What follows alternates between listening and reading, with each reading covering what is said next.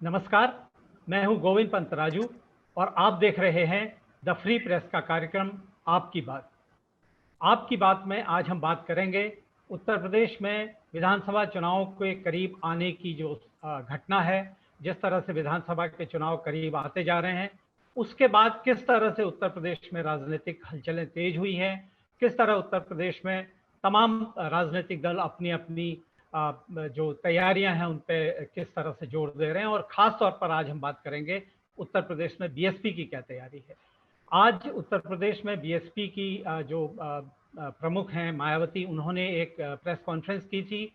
उस press conference में उन्होंने कुछ स्पष्टीकरण दिए हैं। मुख्यतः वो स्पष्टीकरण जो उत्तर प्रदेश में पंचायती चुनाव, खासतौर पर जिला पंचायत अध्यक्षों के चुनाव में बीएसपी क्यों नहीं लड़ी है, इसके बारे में वो स्पष्टीकरण है। उन्होंने कहा है कि उत्तर प्रदेश में ये जो जिला पंचायत के चुनाव हैं, इनमें धन बल का इस्तेमाल हो रहा है और ये सत्ता का दुरुपयोग इसमें हो रहा है, और ये पूरी तरह से निष्पक्ष चुनाव ये नहीं है। इस वजह से बीएसपी इन चुनाव में हिस्सेदारी नहीं कर रही है। उन्होंने ये भी कहा है कि ये जिस तरह से बीजेपी सत्ता का दुरुपयोग कर रही है, लगभग वैसा ही है जैसा समाजवादी पार्टी ने अपने वक्त में किया था। और उन्होंने कहा, इस बात पर जोर दिया कि समाजवादी पार्टी की ऐसी ही हरकतों की वजह से उन्होंने 1995 में समाजवादी पार्टी से अपना जो गठबंधन है वो तोड़ा था। और उन्होंने ये भी कहा है पार्टी के कार्यकर्ताओं से कि पार्टी अकेले अपने दम पर उत्तर प्रदेश में विधानसभा का चुनाव लड़ेगी, और उस चुनाव में अब कार्यकर्ताओं को अभी से इस पंचायत के चुनाव को बिल्कुल एक किनारे रखकर उस चुनाव के लिए, विधानसभा चुनाव के लिए पूरी तरह से अपने को तैयार कर देना है, पूरी तरह से उस चुनाव की तैयारियों में जुट जाना है और ज़्यादा से ज़्यादा संख्या में अपने विधायकों को जिताकर उत्तर प्रदेश में बीएसपी की अपने दम पर सरकार बनवाना कार्यकर्ताओं की जिम्मेदारी है। उन्होंने इसके लिए नारे भी दिए हैं। उन नारों में उन्होंने ये कहा है कि बहुजन को बचाना है, सर्वजन को बचाना है और उत्तर प्रदेश में बीएसपी की सरकार को लाना है, जरूर लाना है। मायावती ने जो अपने जो एक तरह से जो मीडिया को जारी विज्ञप्ति है, क्योंकि प्रेस कॉन्फ्रेंस जैसा तो उनके वहाँ होता नहीं है, होना बंद हो गया है बहुत समय से, लेकिन जो विज्ञप्ति है उसमें उन्होंने कहा है कि वो लगातार जब से कोविड के पहला चरण खत्म हुआ था उसके बाद से लगातार वो लखनऊ में हैं और लगातार अपनी पार्टी के लोगों से जुड़ी हैं, मीटिंग्स कर रही हैं, कार्यकर्ताओं से बात कर रही हैं, तमाम तरह का कार्यक्रम वो बना रही हैं, किस तरह से चुनाव लड़ा जाएगा, क्या सब व्यवस्थाएं होंगी। और क्योंकि वो दूसरे राजनीतिक दलों की तरह मीडिया से बार बार बात नहीं करती, प्रचार की उनको जरूरत इस तरह से नहीं रहती, इस वजह से उनकी खबरें मीडिया में उस तरह से नहीं आती हैं और मीडिया उनके बारे में बहुत एक तरह से कमज़ोर उनको बताने की कोशिश कर रहा है। उन्होंने सीधी सीधी आरोप तो नहीं लगाया कि मीडिया उनके खिलाफ साजिश कर रहा है, लेकिन कहीं न कहीं उन्होंने मीडिया पर भी टिप्पणी की है, मीडिया को भी निशाने पर रखा है। हालाँकि जिस तरह से वो मीडिया के साथ व्यवहार करती हैं, उसमें मीडिया से अपेक्षा करना मुझे लगता है शायद ज़्यादा बड़ी बात है, क्योंकि वो मीडिया के सामने नहीं आती, प्रेस कॉन्फ्रेंस नहीं करती। बहुत लंबे समय से उनकी एक माइक पर प्रेस कॉन्फ्रेंस होती है और उसका वीडियो चैनल्स को भेज दिया जाता है, अखबारों को प्रेस नोट भेज दिया जाता है। तो ऐसी हालत में मीडिया अगर उनसे संवाद करने की स्थिति में नहीं होगा, बिल्कुल वैसी स्थिति है जैसे प्रधानमंत्री नरेंद्र मोदी की है, तो निश्चित तौर पर बीएसपी सत्ता में नहीं है और इसकी कीमत कम से कम चुनावी वर्ष में बीएसपी को किसी न किसी तरह से मीडिया से बात न करने की चुकानी पड़ सकती है। इस मुद्दे पर बीएसपी की क्या रणनीति होगी, बीएसपी की क्या कमजोरियां हैं और क्या जो स्मारक घोटाला है उसको जिस तरह से योगी सरकार ने उसको बार से बोल के जिनको बाहर लाने की कोशिश की है, वो क्या मायावती को किसी तरह के दबाव में लाएगा। इन तमाम मुद्दों पर बात करने के लिए हमारे साथ मौजूद हैं वरिष्ठ पत्रकार शरद प्रधान और वरिष्ठ पत्रकार आलोक जोशी, और साथ में बीएसपी के प्रवक्ता और इटावा के जो एक बहुत संघर्ष की जमीन है वहाँ से राजनीति में आए हुए, और उनके परिवार में भी उनके जो पिता थे वो कमांडर साहब के नाम से जाने जाते थे। वो एक बहुत जमीनी राजनेता थे, इस ऐसे राजनेता थे जिनसे आशीर्वाद लेना तमाम राजनीतिक दलों के लोग अपनी एक तरह से अपना उसमें बड़प्पन मानते थे कि उनका आशीर्वाद, भदौरिया साहब का, कमांडर साहब का उनको आशीर्वाद मिल गया। और सुधींद्र भरोदिया जी भी लगातार अपनी बात बहुत स्पष्ट शब्दों में बीएसपी के पक्ष को अलग अलग मंचों पर रखते हैं और आज हमारे साथ वो मौजूद हैं। उनका भी स्वागत। बातचीत की शुरुआत सुधींद्र जी मैं आपसे ही करना चाहता हूं। जिस तरह से मायावती की आज की जो मीडिया से जो बातचीत थी, जिस तरह के संकेत उन्होंने दिए हैं, क्या आपको लगता है कि ये बात अब थोड़ा देर हो गई? जिस तरह से उन्होंने कहा कि पंचायत के चुनाव में हम, अध्यक्ष के चुनाव में हम इसलिए नहीं लड़े, जबकि अब तो नॉमिनेशन की भी तारीखें चली गई। अगर यही सब चीज़ें कुछ दिन पहले हो गई होती तो शायद स्थितियां, कार्यकर्ताओं को जो मैसेज था वो ज़्यादा बेहतर जा सकता था। कुछ ही समय पहले, कुछ ही दिनों पहले उन्होंने अपने दो बड़े, लालजी वर्मा और राजभर जी को सिर्फ इसी वजह से निकाला कि पंचायती चुनाव में उनकी गतिविधियां संदिग्ध हैं, वो पार्टी के हित में काम नहीं कर रहे हैं। तो कहीं न कहीं आपको ये नहीं लगता कि देर हो गई, खास तौर पर पंचायत चुनाव के सिलसिले में जो स्पष्टीकरण उन्होंने दिया है? देखिए, पहले तो मैं ये स्पष्ट करूं कि ये जो दौर है राजनीति का और वैसे भी हमारे समाज में अन्य तमाम जो गतिविधियां हैं उसमें कोविड-19 ने एक खास किस्म का असर डाला है सक्रियता पर, और उसको नजरअंदाज नहीं किया जा सकता। हमें ये भी देखना है कि हम किस प्रकार से समाज की भी हिफाजत करें, किस प्रकार से अपने कार्यकर्ताओं की भी हिफाजत करें, किस प्रकार से ये जो सबसे बड़ी चुनौती है इस समय मानवता के सामने कोविड-19 की, उसको मद्देनजर रखते हुए हमें अपनी सक्रियता को भी बनाए रखना है और आम जनता की सुरक्षा और कार्यकर्ताओं की सुरक्षा को भी बनाए रखना है। तो उस दृष्टिकोण को दृष्टिगत रखते हुए सुश्री बहन मायावती जी सक्रिय हैं। हमारे जो कार्यकर्ता हैं, जितने भी बहुजन समाज पार्टी के अपने स्तर पर जो भी सहयोग था, वहां पर जिले के स्तर पर, इकाई के स्तर पर, सब लोग हम लोग काम करते रहे हैं। मैं आपको ये भी बतला दूं कि हमारे जो केडर के जो इम्पोर्टेंट फंक्शनरीज हैं या जो हमारे सांसद हैं और जो विधायक हैं, उन्होंने बड़ी पहल करके अपनी निधि का भी पैसा, अन्य तमाम साधन भी उपलब्ध कराए हैं जहां जहां ये हो पाया है संभव। पर तौर पर हम लोग बहुत सक्रिय रहे हैं और हमारी सक्रियता जिलों में दिखाई देती रही है और सोशल मीडिया में तो काफी दिखी है। मैंने भी अपने ट्विटर हैंडल से और फेसबुक के जरिए इस बात को रखा है समय समय पर। बहन मायावती जी का तो आप जानते हैं कि कितने लोग फॉलोअर्स हैं और वो अपनी बात को कहती रहती हैं। दूसरी चीज मैं ये भी कहना चाहूंगा, जहां तक ये जो मौजूदा चुनाव है पंचायत का जिसका आपने उल्लेख किया, हमारी जो पंचायती चुनाव में भागीदारी आप जानते हैं किस प्रकार की हमेशा से होती रही है।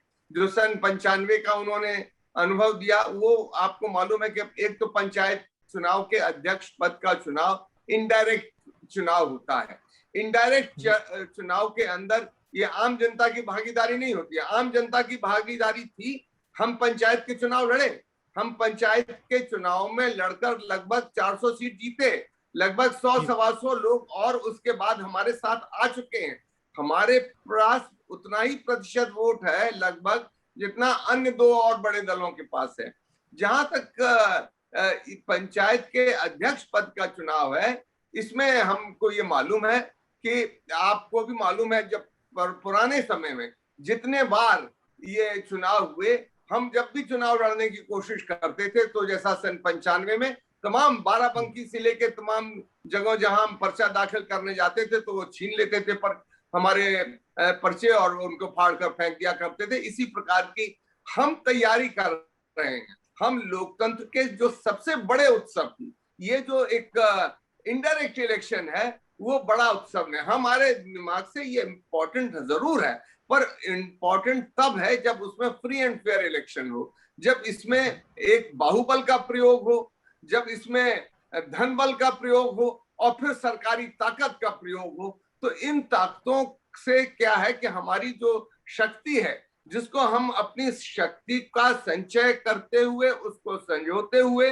पूरी ताकत के साथ हिस्सा लेंगे जब उत्तर प्रदेश का विधानसभा का चुनाव होगा। और हमारे सभी कार्यकर्ता, मैं आपको दर्जनों ऐसे अपने सुनील जी ये आरोप, सुनील भी भेज सकते हैं। सुनील जी एक मिनट, इसमें इस तरह के आरोप तो आपकी पार्टी के खिलाफ भी लगते रहे हैं जब आप लोग पावर में थे। धन बल का प्रयोग, ये मनी एंड मसल पावर की बात जो है, जो भी पार्टी पावर में होती है उसके खिलाफ ये आरोप लगता है। तो ये किस तरीके से, मतलब आज की डेट में बहन जी ये कह रही हैं, तो ये किस तरीके, तो फिर वही वाली बात हो जाती है ना कि आज हम आए, आज हम कह रहे हैं यही चीज, कल बीजेपी वाले बाहर हो जाएंगे तब ये कहेंगे, तो फर्क क्या है?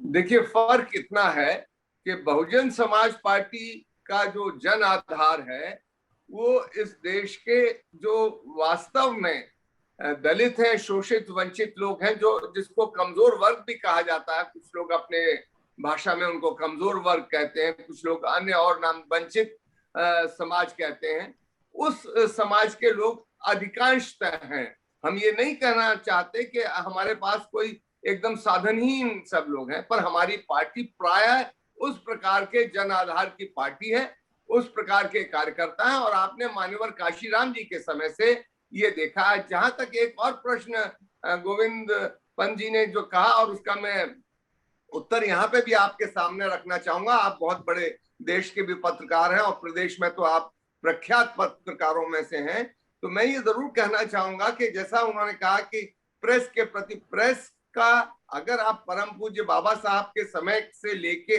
आज तक का दौर देखें, जिसमें मान्यवर काशीराम जी का भी है, तो इन लोगों की तरफ से एक जरूर उपेक्षा रही है। आप बाबा साहब भीमराव अंबेडकर की, आप उस दौर की सन 50 से लेके 55 के सभी बड़े अखबार, स्टेट्समैन से लेके टाइम्स ऑफ इंडिया और हिंदुस्तान टाइम्स को उठा के देख लीजिए, 3-4 लाइनें कहीं कोने में दी जाती थी। इसी प्रकार आप देखिएगा कि उनको मान्यवर काशीराम जी के साथ भी, और उन्होंने तो अपनी नाराजगी बहुत आम तौर पर तमाम जगह रखी, बहन मायावती जी के साथ भी हम समझते हैं। हो सकता है एक और नजरिया हो, आप लोगों का नजरिया हो सकता है जिसके लिए आप आजाद हैं, पर हमको ऐसा लगता है कि बड़ी उपेक्षा होती है।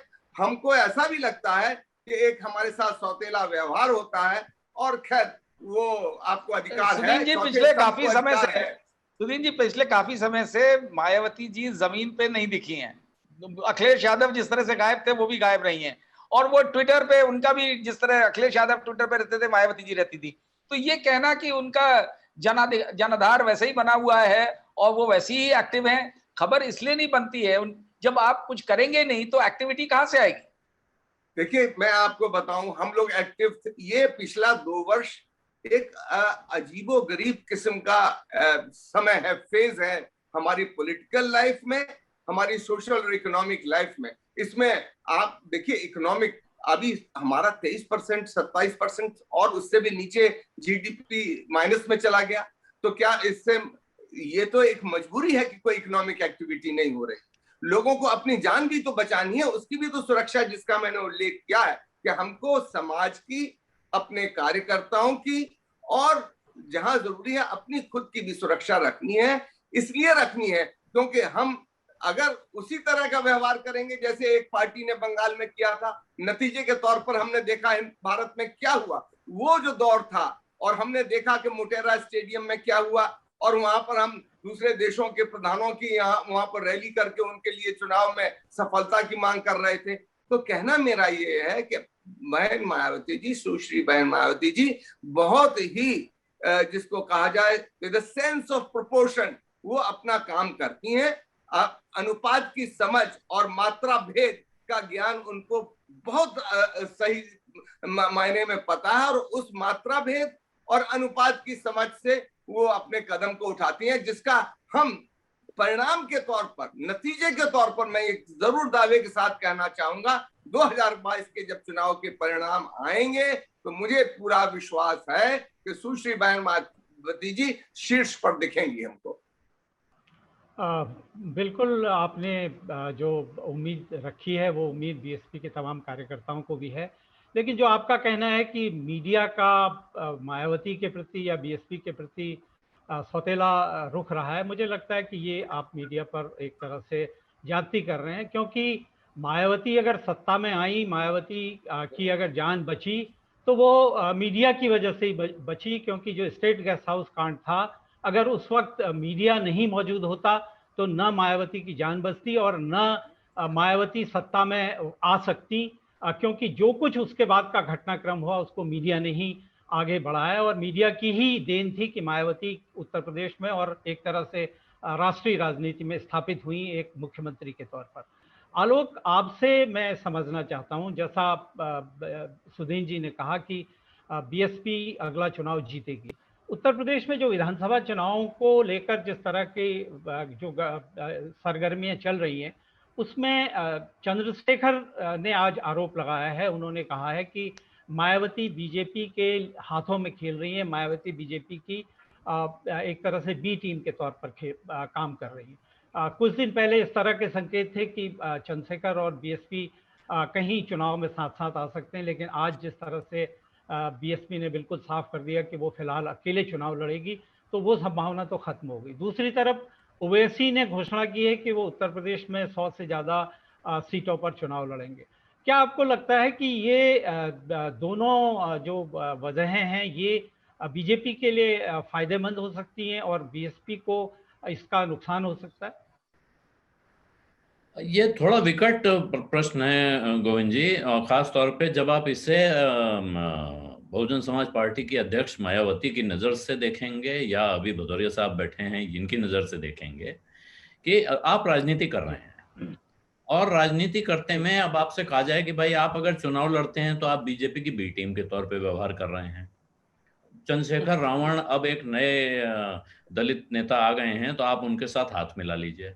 जो दो लोग एक ही चीज के पीछे पड़ेंगे, ये उस तरह की बात है कि हम रेस में दौड़ने वालों से कहें कि तुम ये आदमी शायद फर्स्ट आ जाएगा तो इसके साथ हाथ मिला लो, सेकंड और फर्स्ट वाले हाथ मिला लें या 3 नंबर और 4 नंबर वाले हाथ मिला लें। ये हाथ मिलाने वाला काम जुए में तो होता है कि 2 खिलाड़ी मिल जाते हैं जब वो 3 पत्ती खेल रहे होते हैं और वो तीसरे को खाली कर देते हैं। लेकिन मुझे लगता है कि पॉलिटिक्स में लाख, और ये इल्जाम लगता है, बिल्कुल सही कह रहे हैं आप, मुझे भी, मेरे मन में भी ये बात बार बार आती है कि भाई कुछ ऐसा है जैसे ओवैसी की पार्टी पे इल्जाम लगता है कि वो भारतीय जनता पार्टी की बी टीम है। आम आदमी पार्टी पर यह इल्जाम बड़े पैमाने पे लगा कि वो बीजेपी की बी टीम है या कांग्रेस की बी टीम है, दोनों ने आरोप लगाए। और मायावती की पार्टी पर भी आरोप लग रहा है। लेकिन मायावती ने उत्तर प्रदेश में जितनी जमीन हासिल कर ली थी, उनके पास जितनी बड़ी जमीन थी, उसके बाद मुझे लगता है कि वो उस जमीन को गंवाया है जिस तरह से उन्होंने, उस पर आप जितने आरोप लगाए हैं वो ज्यादा सोचने की चीज है, बजाय इसके कि वो क्यों चुनाव लड़ रही हैं। चुनाव लड़ना तो उनका मेरे हिसाब से स्वाभाविक है। किसके साथ मिलके लड़ना चाहिए, किसके साथ मिलके नहीं लड़ना चाहिए, इसको लेकर उत्तर प्रदेश में वर्षों से एक मौका देखिए जब मुलायम सिंह यादव और स्वर्गीय कांशीराम ये मिलकर चुनाव लड़े थे और उन्होंने जीत हासिल की थी, बिल्कुल स्वाभाविक था। क्यों अलग हो गए? क्या ये कारण ये है कि वो जो महत्वाकांक्षा होती है राजनीति में वो तो रहती है, आप सेवा के नाम पर आते हैं, लेकिन इच्छा तो होती है कि लोग हमारी सेवा शुरू करें जैसे ही हम कुर्सी पे बैठे। और जो अभी भदौरिया साहब ने मात्रा और अनुपात की बात की, तो ये मैं कहूंगा कि मात्रा और अनुपात बहुत कायदे से, और पिछले वर्षों में अगर उत्तर प्रदेश में किसी ने मात्रा और अनुपात समझा है कि मात्रा अपने समर्थकों की और अनुपात किसको किसको कैसे कैसे टिकट देना है, इसका, ये मेरा ख्याल है ये वाली इंजीनियरिंग मायावती की पार्टी से बढ़िया कहीं नहीं होती। यहाँ तक कि महाराष्ट्र के चुनाव में जहां कोई वोट पाने देने वाला, वहां भी बड़े बड़े उद्योगपति पता चलता है बहुजन समाज पार्टी के टिकट पर वो चुनाव लड़ रहे हैं। पुणे से चुनाव लड़े थे एक बहुत बड़े बिल्डर, ऐसे तमाम लोग मिलते हैं और उनको लगता है कि इस पार्टी से चुनाव लड़ना अच्छा है, पार्टी को लगता है बहुत अच्छा कैंडिडेट मिल गया। किसी एक समय तक मैं इस बात को मानता था कि भाई इस वक्त इस पार्टी को पैसे की जरूरत है तो वो उसके लिए, लेकिन अब मुझे नहीं लगता है कि अब जहां हैं, जिस मुकाम पर आ चुके हैं, वहां आपको पार्टी को आगे बढ़ाने के लिए, जनाधार को बढ़ाने के लिए अब किसी तरह के संसाधनों की किल्लत है। ये जरूर है कि सामने जो लोग हैं वो बहुत, और वो लगातार बढ़ाते जाए, चुनाव को महंगा करते जा रहे हैं ताकि कम से कम लोग चुनाव लड़ सकें। लेकिन उसका जवाब अगर ये होगा तो फिर मुश्किल है, और वो मुश्किल अपने लिए ज्यादा खड़ी कर रही हैं। हमारे आपके लिए तो हम लोग एनालिसिस करेंगे, ये जीतेंगे तो और वो जीतेंगे तो, कौन ने खोए हमें कहानी। ये इस सवाल का जवाब तो मायावती जी को देना है कि वो क्यों ऐसा कर रही हैं या उनकी पार्टी ऐसा क्यों करती है कि उस पर इस तरह के सवाल उठते हैं। क्यों नहीं, वो बिल्कुल, मैं अब से 5 साल या 7 साल पुरानी बात है गोविंद जी, मैं तो फेसबुक पे लिख चुका हूँ, लोग जाके देख सकते हैं। मैंने लिखा था कि कुछ आज कोई भी कुछ भी कह ले, अगले चुनाव में बहन मायावती का हाथी सबको सूंड से फूंक कर उड़ा देगा। लेकिन हुआ क्या? तो क्यों नहीं हुआ, ये मेरा ख्याल है उनको खुद सोचना चाहिए और बहुत गंभीरता से सोचना चाहिए। बहुत बड़ी ताकत थी, बहुत बड़ा दम था, उसको उसको अंजाम तक क्यों नहीं पहुंचा पाते हैं, ये तो इनके लिए विचार है। देखिए, मैं इसमें अगर हस्तक्षेप कर सकूं तो मैं कुछ जोड़ना चाहूंगा इस बहस में जो जोशी जी ने कहा है और आलोक जी ने भी कहा। अगर आप अनुमति दें तो मैं एक बहुत संक्षेप में ये हस्तक्षेप करना चाहता हूं कि देखिए, ये जो चुनाव है, इस चुनाव के अंदर ये मैं मानने के लिए तैयार हूं कि भाई वो शक्ति और आज की हमारी शक्ति, इसका मूल्यांकन तो परिणाम ही बताएंगे। अभी से हम अगर विश्लेषण कर रहे हैं तो मैं ये भी कहना चाहूंगा कि भारतीय जनता पार्टी जो अटल बिहारी वाजपेयी के समय थी वो आज नहीं है, जो समाजवादी पार्टी डॉक्टर राम मनोहर लोहिया के समय थी वो मुलायम सिंह के समय नहीं रही, और मुलायम सिंह के समय जो पार्टी थी वो अब अखिलेश जी के समय में नहीं है। और अखिलेश जी के साथ जो उनकी आसपास के जो लोग हैं जो काम कर रहे हैं उनके बारे में आप बेहतर जानते हैं, मुझे कुछ कहने की आवश्यकता नहीं है। मैं उन पर कोई न टीका टिप्पणी नहीं कर रहा हूं, पर मैं ये जरूर कह रहा हूं कि बहन मायावती जी ने चाहे किसी को रखा हो निकाला हो, कुछ नया नहीं है। मान्यवर काशीराम जी के समय से आज तक, और जहां तक ए टीम और बी टीम का सवाल है, केसरीनाथ त्रिपाठी की मदद से कौन मुख्यमंत्री बना सब लोग जानते हैं।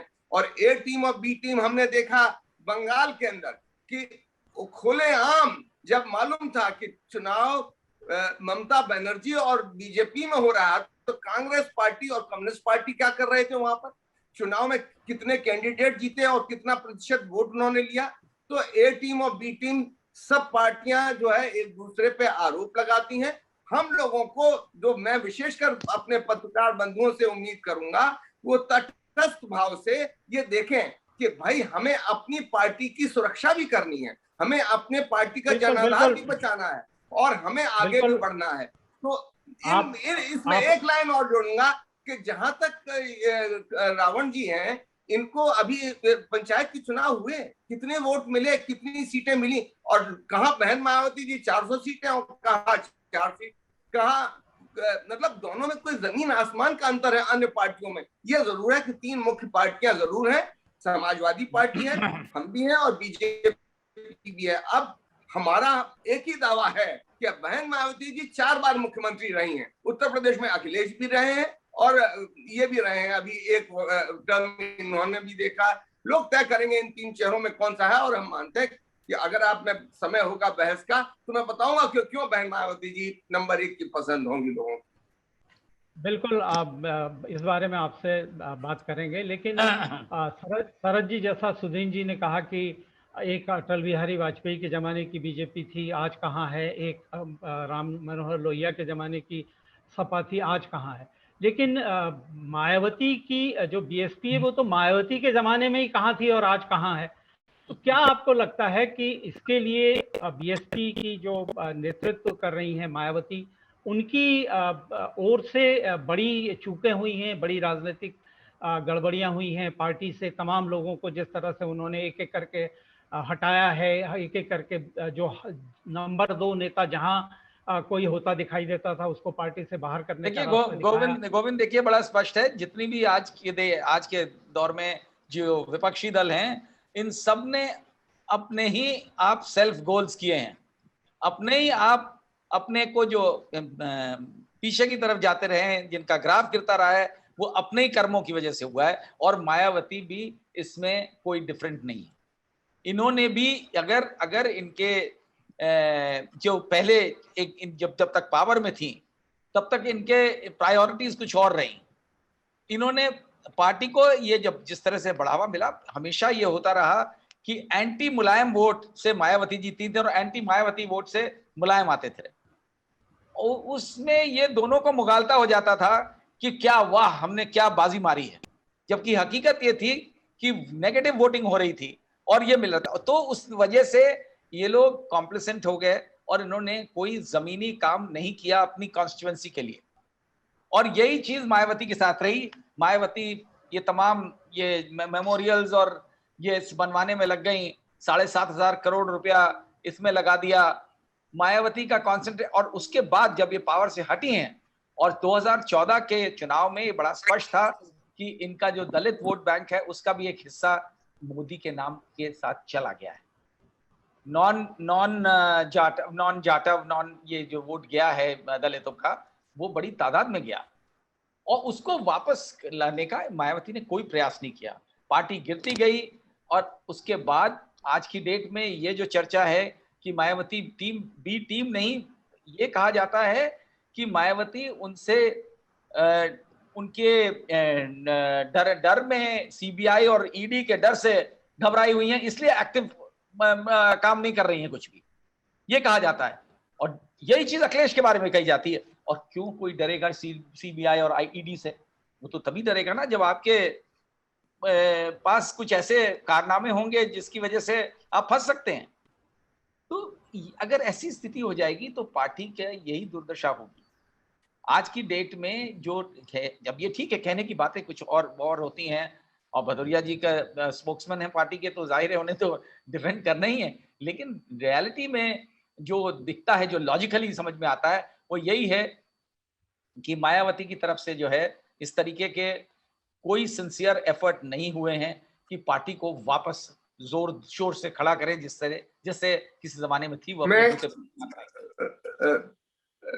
प्रधान जी, मैं ये जरूर कहना चाहूंगा कि जिन 3 बड़ी पार्टियों की हम लोग यहाँ चर्चा कर रहे हैं उत्तर प्रदेश के संदर्भ में, अगर आप योगी जी और उत्तर प्रदेश में जो हालात देखें, ये अभी बेशक मौर्य जी और मिल गए, पर आप जानते हैं कि किस प्रकार का टकराव है भारतीय जनता पार्टी के अंदर, किस प्रकार का सिर फुटौल है। और जहां तक समाजवादी पार्टी है, तो हमसे तो लोग कह रहे हैं चले गए, पर नीरज शेखर कहाँ चले गए? मैं आप ही से पूछता हूं कि सुरेंद्र नागर कहाँ चले गए? मैं आप ही से पूछता हूं संजय सेठ कहाँ चले गए?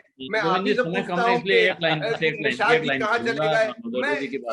मैं लाइन लगा के बता दूं जी, वो बात नहीं हो गई कि जैसे मेरे बेटे के नंबर कम आए, अखिलेश जी के चाचा कह रहे हैं, मैं भदौरिया जी कह रहा हूँ, ये तो वो बात हो गई मेरे बच्चे के नंबर कम आए इम्तिहान में, मैं उसकी चिंता न करूँ, पड़ोसी का बच्चा तो फेल हो गया है, तो अपने को तो अपनी फिक्र करनी। हम लोग इस वक्त आपकी पार्टी, तो इसीलिए मैंने बिल्कुल, मैंने तो उस संदर्भ में कहा कि हमारे लोग चले। मैंने कहा कि ये सभी पार्टियों में आवाजाही लगी हुई है।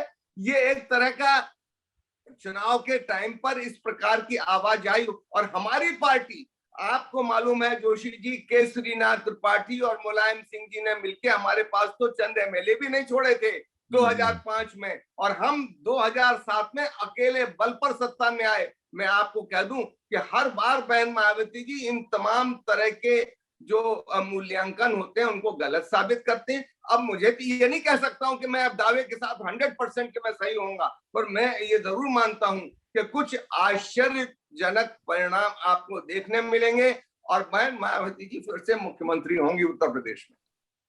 बिल्कुल। जमीन पे गोविंद जी एक लाइन कहूंगा, जमीन पे जो दिखाई पड़ता है जब मायावती जी का, मैं, और ये बात आप लखनऊ में रहने वाले सब लोग जानते हैं, लखनऊ में कुछ ऐसे पार्क बने बड़े जिनके बारे में कहा जाता है कि उनको पूरा भरने की हैसियत मायावती के अलावा किसी दूसरे पॉलिटिशियन में नहीं।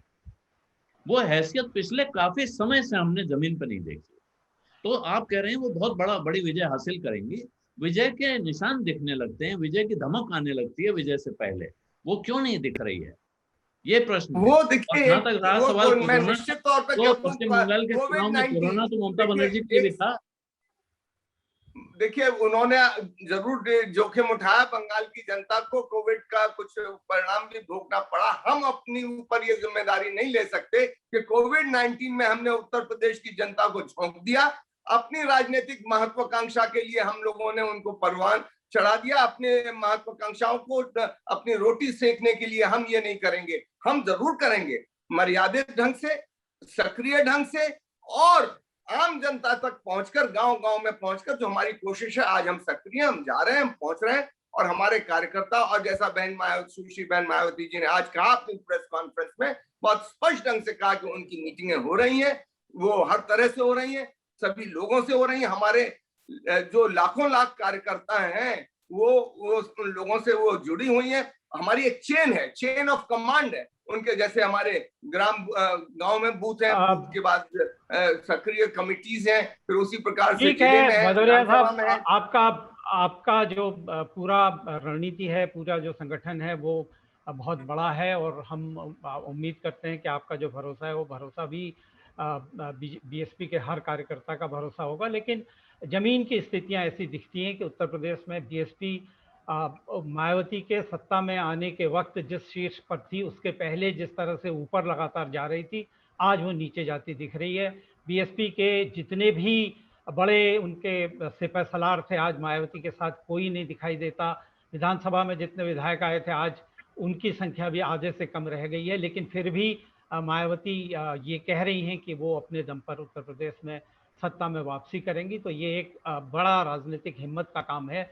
कम से कम वो इस तरह की हिम्मत तो कर रहे हैं। कांग्रेस जैसी पार्टी ने तो वो हिम्मत करना भी छोड़ दिया है। इसी बात के साथ हम आज आपकी बात को यहीं पर समाप्त कर रहे हैं। भदौरिया साहब आपका धन्यवाद, आलोक जी आपका धन्यवाद, शरद जी आपका धन्यवाद। हम भी आप सब लोगों का धन्यवाद करते हैं। जी जी, अपने दर्शकों से हम आह्वान करते हैं कि वो हमको लाइक करें, सब्सक्राइब करें, और हमारी जो कार्यक्रम है उस पर अपनी टिप्पणियां दें, अपने विचारों से हमको अवगत कराएं, ताकि द फ्री प्रेस के जरिए जिस स्वतंत्र और निष्पक्ष पत्रकारिता को आगे बढ़ाने का हम प्रयास कर रहे हैं, वो प्रयास कामयाब हो। आप सबका धन्यवाद, आभार, नमस्कार।